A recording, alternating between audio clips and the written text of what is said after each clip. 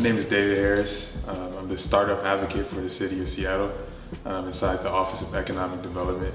Mikael Davila. I'm with the City of Seattle Office of Economic Development. I'm the business district's advocate over there, and I work on the Only in Seattle team.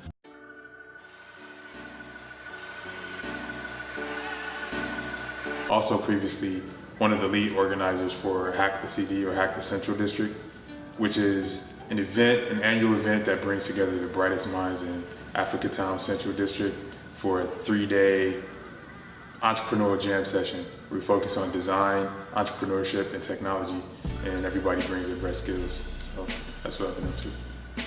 So I sit on the Feast board. I'm actually a board member just starting for the first time this year. And Feast is the food, education, and empowerment sustainability team. And they host weekly after-school dinners with high school students in Chief Sealth and Evergreen High Schools, just around creating healthy food and food advocacy and policy in their high schools.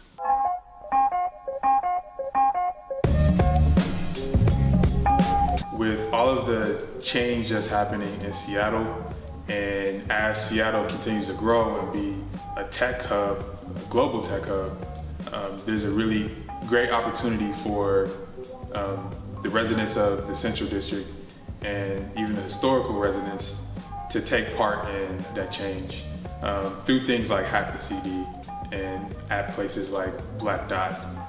And we like to see more of that so that the people that are from this area get a chance to not just work for some of these companies, but start some of those companies that put Seattle on the map because of its technical prowess. So there's a huge opportunity, I think, for businesses to explore opportunities with social media and technology for their business, for marketing and promotion efforts. And I think that's one huge thing as we see the demographic and the central area neighborhood changing a lot.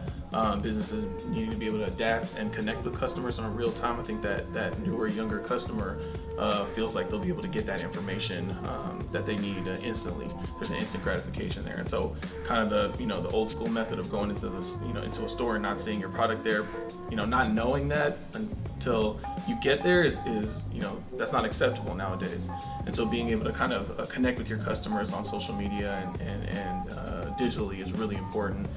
I think one thing I'm seeing now too with businesses is just inventory control and point of sale systems and keeping kind of finances and accounting in order.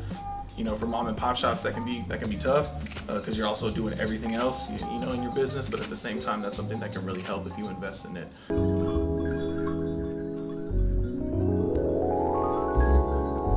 The city of Seattle started the Startup Seattle initiative a couple years ago, and its main purpose is to really help nurture the great startup scene we have here, the great startup community we have here. So if you go to startupseattle.com and take a look, you'll see events that are posted by people in the community. And there's tons of events that happen every week, every day. There's something going on. And what that's created is just time and space and a place for people, entrepreneurs, to come together and to learn from each other, to learn from experts, to get mentorship. The city of Seattle has definitely noticed what entrepreneurs are saying. So whether that's through office hours, where they're coming to get help and get connected to different resources, like co-working spaces or angel investor networks. As entrepreneurs are talking about what is going on in their world, it's an opportunity for the city to listen and to help shape future policy that might make it easier for someone with an idea to get started in Seattle, or even for other companies to move their offices here. So that's where the city of Seattle has really and an advocate for the scene. The Office of Economic Development has a small business development team that can work directly with startup entrepreneurs, folks looking to come in business, or existing business owners, technical assistance needs, business coaching needs, access to capital and financing. So I think that's really where we have a kind of support of partners that we work with in the community as well, from ventures to community capital development, other technical assistance organizations that can support some of these entrepreneurs.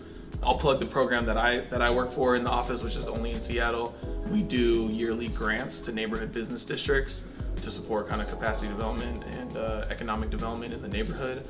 And that really goes to organizing groups of businesses, property owners, the general business community that comes together and can really identify a vision, a long-term vision for the commercial revitalization of the neighborhood. And we provide funding in order to execute some of those things, so the planning and the implementation pieces of it.